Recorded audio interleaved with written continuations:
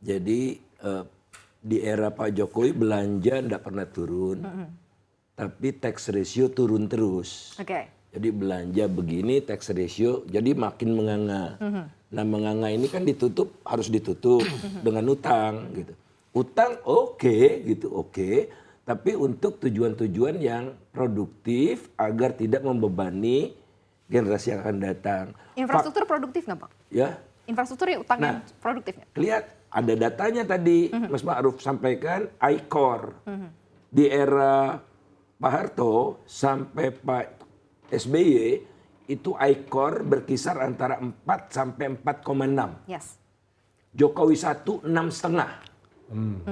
Jadi lebih dari separuh dibutuhkan tambahan modal untuk membangun satu jembatan atau 1 kilometer jalan.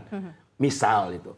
Nah, 2020 negatif, udah kita keluarkan usaha I-Core negatif. 2021, 2022, 7,3.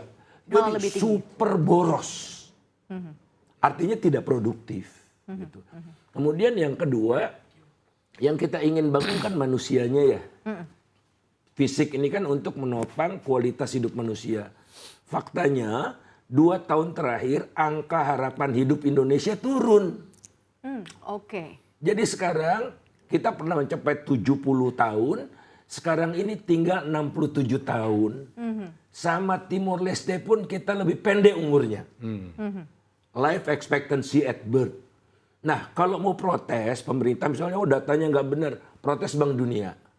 Karena saya pakai data Bank Dunia untuk bisa diperbandingkan dengan yang lain. Faktanya seperti itu. Jadi apa yang terjadi? Kita barangkali menafikan jati diri kita. Saya sangat mendukung di awal Pak Jokowi jadi presiden ya, dia pidato di atas kapal untuk menunjukkan kita ini budaya lautnya, budaya maritimnya tinggi, bagus, menguat. Kemudian ada yang namanya poros maritim, tapi praktis tidak ada yang dilakukan selain tol laut yang kita sudah nggak begitu dengar lagi, dan efeknya pembangunan infrastruktur yang meningkatkan konektivitas ini kan logikanya menurunkan ongkos logistik. Betul. Iya dong. Nah ongkos logistik bergeming dia di 20-an%. Artinya ada yang salah. Kita bukan anti infrastruktur, bukan anti IKN, bukan anti kereta cepat. Kereta cepat bagus-bagus saja, tapi desainnya kok jadi aneh, seolah-olah tidak dilakukan dengan perencanaan yang baik. Apakah memang planning yang kurang baik ya? Jadi kalau dulu mendukung, sekarang agak kecewa dengan berbagai macam yang capaiannya, Bang? Sangat kecewa tentu saja. Dan ini tercermin juga misalnya industri melambat, ya. Kemudian mana Pak Jokowi janji Jawa luar Jawa gitu ya. Jawa enggak berubah. Share-nya turun sedikit gitu ya. Sumatera turun, Kalimantan turun, Bali Nusa Tenggara pada level 2%-an, mandek aja di situ. Maluku Papua juga mandek di 2%-an. Yang naik sendiri agak unik ini Sulawesi.